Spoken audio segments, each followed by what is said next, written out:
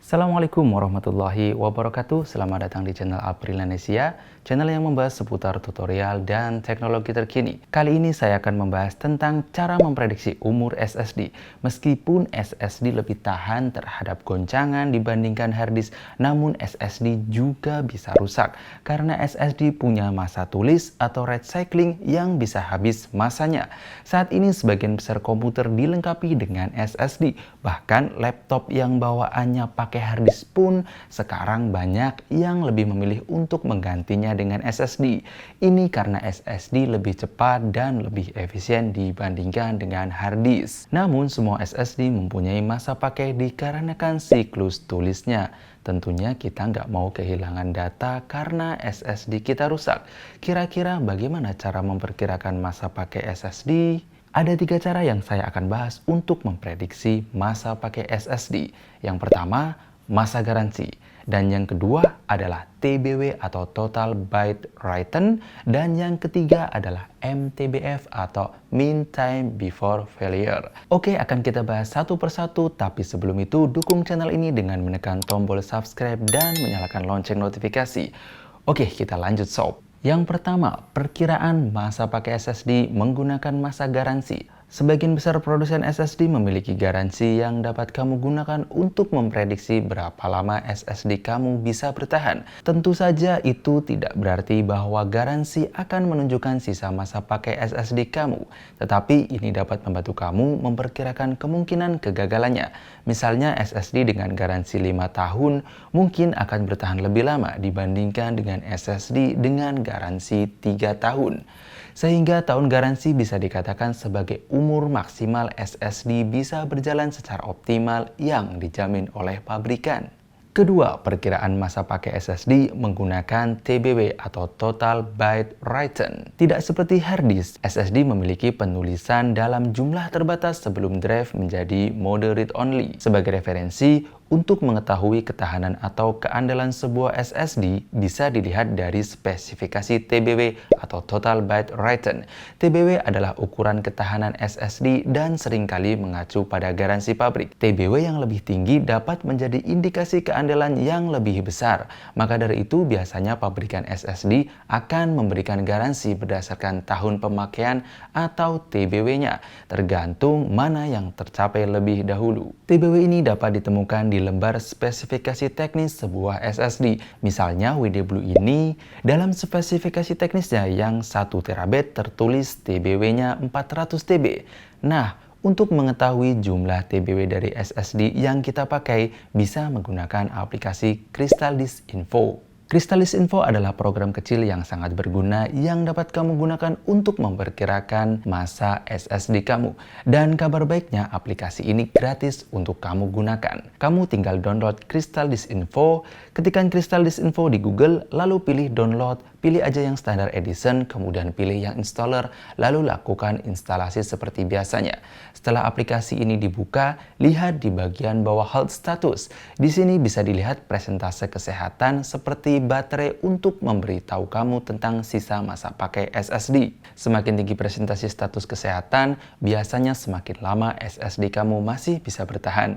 Di bawah health status ada informasi yang memberitahu kamu kondisi SSD-nya. Jika tertulis good, maka kamu belum perlu khawatir. Namun jika tertulis caution atau peringatan, itu berarti SSD sedang menurun dan kamu harus mencadangkan file kamu dan menggantinya sebelum terlambat. Jika tertulis bad, berarti masa pakai SSD sudah berakhir. Kalau masih bisa dipakai atau read only, segera backup data kamu. Lihat di bagian kanan atas, ini adalah jumlah total data yang pernah ditulis ke drive ini. Misalnya TBW Samsung NVMe saya ini 600 TB. Total host write-nya baru 5 tera. Itu artinya baru terpakai 0,8% dari total byte write-nya. Saat SSD mendekati 600 TB write host, artinya saya harus memikirkan untuk menyiapkan drive cadangan untuk berjaga-jaga. Tetapi sejujurnya butuh bertahun-tahun penggunaan yang berat untuk mendekati jumlah itu. Ketiga, perkiraan masa pakai SSD menggunakan MTBF atau Mean Time Before Failure. Faktor lain yang dapat kamu gunakan untuk memperkirakan masa pakai SSD kamu adalah MTBF atau Mean Time Between Failure atau juga MTTF atau Mean Time to Failure. Kedua istilah itu sebenarnya beda, tapi kurang lebih pengertiannya adalah perkiraan tingkat kegagalan pada sistem mekanis atau elektronik selama operasi sistem normal dan masa pakai sesuai yang diharapkan. Istilah MTBF ini merupakan pengukuran yang menilai kegagalan model SSD yang digunakan selama 8 jam sehari dengan jumlah populasi sebanyak 1000 SSD. WD Green SSD sendiri memiliki MTBF sebanyak 1,75 juta jam. Itu artinya di dalam populasi SSD tersebut sebanyak 1000 SSD yang berjalan 8 jam sehari. Salah satu dari drive tersebut akan rusak setiap 218,75 hari. 1000 SSD setiap hari berjalan 8 jam, salah satu dari 1000 SSD akan rusak setiap 218,75 hari atau sekitar 7 bulan. Rumusnya adalah 1,75 juta jam dibagi 1000 drive dibagi 8 jam sehari sama dengan 218,75. Apakah bisa dikatakan bahwa SSD ini memiliki keandalan yang kurang mumpuni? Bisa iya, bisa tidak. Angka MTBF yang besar bukan berarti bahwa SSD tersebut memiliki ketahanan dari kemungkinan kegagalan yang lebih lama. Bukan berarti juga nilai MTBF kecil memiliki tingkat kegagalan yang lebih cepat.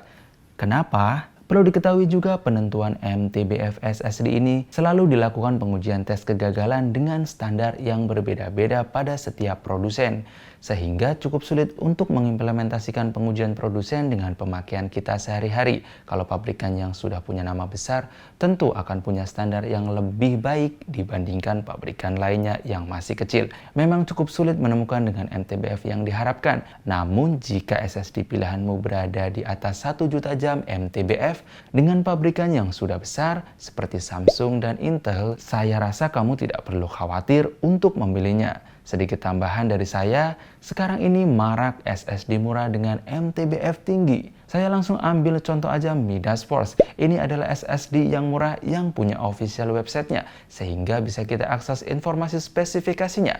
Untuk SSD Midas Force Super Lighting, di sana tertulis 2 juta MTBF, garansi 3 tahun, dan TBW-nya paling kecil 90 TB.